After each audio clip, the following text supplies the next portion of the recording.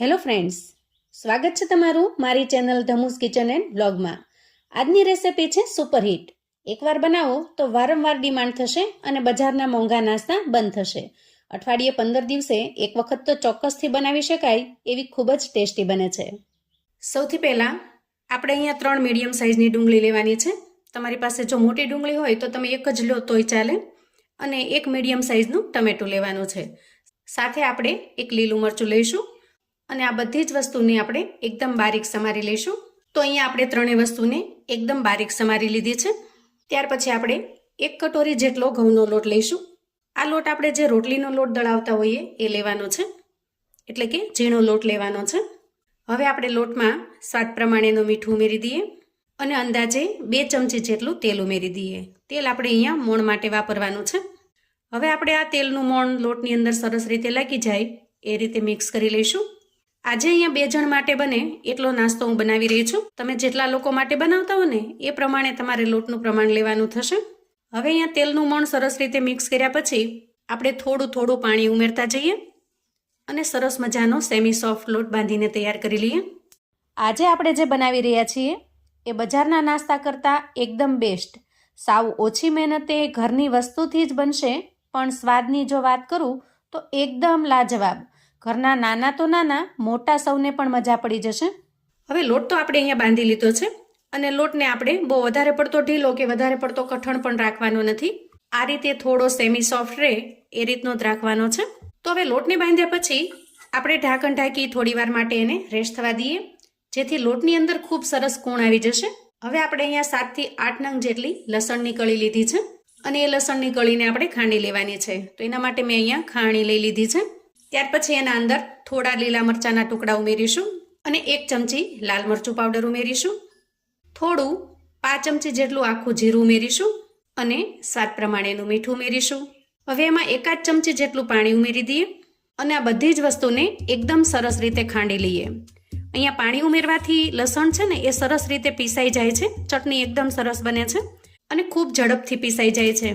તમે પાણીની જગ્યાએ 1 ચમચી તેલ પણ ઉમેરી શકો છો. જુઓ, અહીંયા ચટણી આપણે એકદમ સરસ રીતે બારીક રીતે પીસી લીધી છે. તો આ તૈયાર કરેલી ચટણીને આપણે એક પ્લેટમાં કાઢી લઈશું. ત્યાર પછી આપણે એક મિક્સિંગ બાઉલ લેવાનો છે અને બાઉલની અંદર એકદમ ઝીણી સમારીને તૈયાર કરેલી ડુંગળી ઉમેરીશું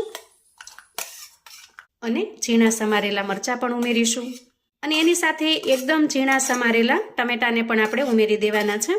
હવે આ બધી જ વસ્તુને સૌથી પહેલાં તો એકદમ સરસ રીતે મિક્સ કરી લઈએ. અહીંયા આપણે એકદમ સિમ્પલ મસાલા જ લેવાના છે, કોઈ વધારાની તામઝામ નહીં કે કોઈ વધારાના મસાલા નહીં. વળી આપણે અહીંયા ગરમ મસાલાનો પણ ઉપયોગ કરવાના નથી. હવે આપણે આના અંદર થોડા મસાલા કરી લઈએ. તો એમાં સૌથી પહેલાં ઉમેરીશું બેસનની સેવ. જુઓ, અહીંયા મેં બેસનની જે ઝીણી સેવ આવે છે સેવ ટમેટાનું શાક કરવા માટે એ સેવ લીધેલી છે. તમે અહીંયા થોડા જાડા ગાંઠિયા આવે છે સેવ કરતાં થોડા જાડા, એ પણ લઈ શકો છો. અને જો થોડું વધારે સ્પાઇસી તીખું બનાવવું હોય તો તમે આમાં રતલામી સેવ પણ વાપરી શકો છો. કોઈ પણ વસ્તુ જે તમારી પાસે ઘરમાં અવેલેબલ હોય એ તમે લઈ શકો છો. ત્યાર પછી આપણે બારીક સમારેલી કોથમીર ઉમેરીશું. કોથમીરનું પ્રમાણ જો તમારી પાસે વધારે હોય ને કોથમીર તો થોડું વધારે જ રાખજો, કેમ કે કોથમીરનો ટેસ્ટ આના અંદર ખૂબ સરસ આવે છે. ત્યાર પછી આપણે 1 ચમચી જેટલા ચીલી ફ્લેક્સ ઉમેરી દઈએ. ચીલી ફ્લેક્સનો દેખાવ સરસ આવે છે, સાથે ટેસ્ટ પણ એકદમ સરસ સ્પાઇસી આવે છે. પણ જો તમે બાળકો માટે બનાવી રહ્યા હો તો અહીંયા તીખાશનું પ્રમાણ તમારે એ રીતે રાખવાનું. ત્યાર પછી ઉમેરીશું સ્વાદ પ્રમાણે મીઠું. જો અહીંયા મીઠું ઉમેરવામાં પણ આપણે બહુ ધ્યાન રાખવાનું, કેમ કે જે બેસનની સેવ છે ને એમાં ઓલરેડી મીઠું હોય જ છે. લોટ આપણે જે બાંધ્યો છે એમાં પણ મીઠાનો ઉપયોગ કરેલો છે લોટ બાંધવામાં, અને સાથે સાથે હમણાં જે આપણે ચટણી બનાવી એમાં પણ આપણે મીઠાનો ઉપયોગ કરેલો છે. હવે નાસ્તાને એકદમ સરસ મજાનો ચટપટો બનાવવા માટે 5 ચમચી જેટલો આપણે ચાટ મસાલો ઉમેરીશું. તમે ચાટ મસાલાની જગ્યાએ આમચૂર પાવડરનો પણ ઉપયોગ કરી શકો છો. નાસ્તા તો તમે ઘણા જુદા જુદા પ્રકારના ટ્રાય કર્યા હશે, પણ આજે જે નાસ્તો બનશે ને એકદમ યુનિક અને સાવ અલગ હશે. મારા દીકરાનો આ ફેવરિટ નાસ્તો છે, જેથી અઠવાડિયામાં 2 થી 3 વખત તો મારે બનાવવાનો થાય જ છે. અહીંયા તમને મનપસંદ હોય એવી કોઈ વધારાની વસ્તુ પણ તમે ઉમેરી શકો, જેમ કે ઝીણું ખમણીને તૈયાર કરેલું ગાજર ઉમેરી શકો છો, સ્વીટકોર્નને થોડા ક્રશ કરીને ઉમેરી શકો છો. એ જ રીતે ઝીણા સમારેલા કેપ્સિકમ પણ ઉમેરી શકાય, અને ડુંગળી જેવી વસ્તુ જો તમે ન ખાતા હો તો તમે એને સ્કીપ પણ કરી શકો છો. હવે આ રીતે મસાલો તૈયાર કર્યા પછી બાંધીને તૈયાર કરેલા લોટને ચેક કરી લઈએ. થોડી વારની અંદર જ લોટ છે એમાં સરસ કૂણ આવી જાય છે. તો હવે આપણે આ લોટને થોડું તેલ નાખી અને કૂણવી લઈએ. હવે આપણે એમાંથી એક સરખી સાઈઝના લુવા કરી લઈએ. ત્યાર પછી આ રીતે કોઈ પાટલી અથવા તો ચોપિંગ બોર્ડ લઈ લઈએ અને તૈયાર કરેલો એક લુવો લઈ લઈએ. લુવાને આપણે જે રીતે રોટલીનો લુવો તૈયાર કરીએ છીએ એ રીતે એકદમ સરસ રાઉન્ડ શેપમાં તૈયાર કરવાનો છે. ત્યાર પછી લુવાને લોટથી સરસ રીતે કોટ કરી લેવાનો અને જે રીતે આપણે રોટલી કે પરોઠા વણી લઈએ એ જ રીતે વણી લેવાનું. હવે વણીને આપણે જે સાઈઝ છે ને એ રોટલી કરતાં થોડી મોટી રાખવાની છે અને ત્યાર પછી એની સપાટી ઉપર આપણે ઘી, બટર અથવા તો તેલ લગાવીશું. મેં અહીંયા ઘીનો ઉપયોગ કર્યો છે. આ રીતે આપણે મેલ્ટ થયેલા ઘીને એકદમ સરસ રીતે ફેલાવી દેવાનું છે. સપાટી ઉપર એકદમ સરસ લગાવ્યા પછી આપણે તૈયાર કરેલી ચટણી લઈ લઈએ અને ચટણીને સરસ રીતે ફેલાવી દઈએ. કુલ વચ્ચે સ્પ્રેડ કરવાની છે.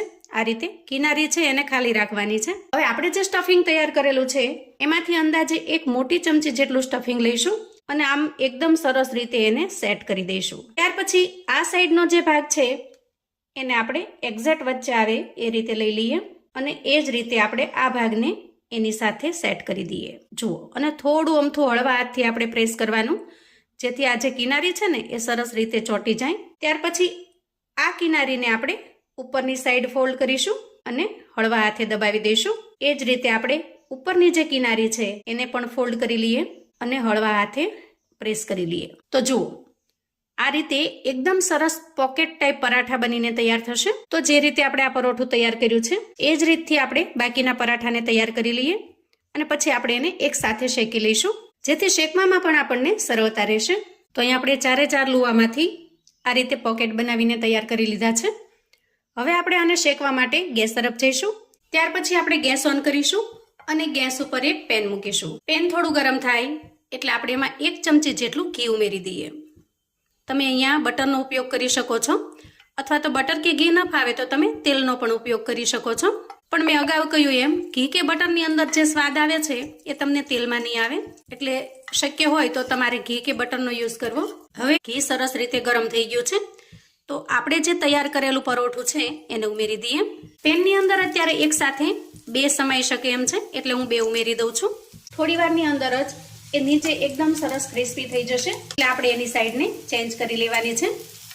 આ રીતે આપણે 2 થી 3 વખત અલટાવી પલટાવી બંને સાઈડ ગોલ્ડન બ્રાઉન કલર ના થાય ત્યાં સુધી શેકી લઈએ. અહીંયા સાઈડની કિનારી જો તમને થોડી કાચી લાગે તો તમારે આ રીતે શેકી લેવાનું જેથી નીચેની જે સાઈડની કિનારી છે એ પણ સરસ રીતે શેકાઈ જશે. હવે બધી જ સાઈડ સરસ ક્રિસ્પી થઈ જાય એટલે આપણે એને એક પ્લેટમાં કાઢી લઈએ. અહીંયા જોતા જ ખાવાનું મન થઈ જાય એવો સરસ ટેસ્ટી બન્યો છે. હવે ફરી થોડું ઘી ઉમેરી દઈએ, 1 ચમચી જેટલું, જેથી બાકીનો નાસ્તો પણ સરસ રીતે શેકાઈ જાય. તો મિત્રો, આજની મારી મહેનત જો તમને થોડી ઘણી પસંદ આવી હોય તો વિડીયોને એક લાઈક ચોક્કસથી આપજો. બસ એક વખત બનાવો એટલે વારંવાર બનાવવાનું મન થાય અને ઘરનાની ડિમાન્ડ પણ આવે એવો સરસ ટેસ્ટી બને છે. અહીંયા હું તમને એક તોડીને બતાવું. અંદરથી સ્ટફિંગથી ભરપૂર અને બહારનું પડ છે એ એકદમ સરસ ક્રિસ્પી બને છે. ચેનલ પર જો નવા છો તો ચેનલને સબસ્ક્રાઈબ કરજો. તમારા સગા સંબંધી મિત્રોને પણ આ વિડીયો શેર કરી દેજો જેથી એ લોકો પણ નવી રેસીપી વિશે જાણી શકે. સાથે સાથે કોમેન્ટમાં મને ચોક્કસથી જણાવજો મિત્રો કે આજની આ એકદમ નવી રીતે બનાવેલા પરાઠાની રેસીપી તમને કેવી લાગી છે. ફરી મળીશું એક નવી રેસીપી સાથે. ત્યાં સુધી આવજો મિત્રો.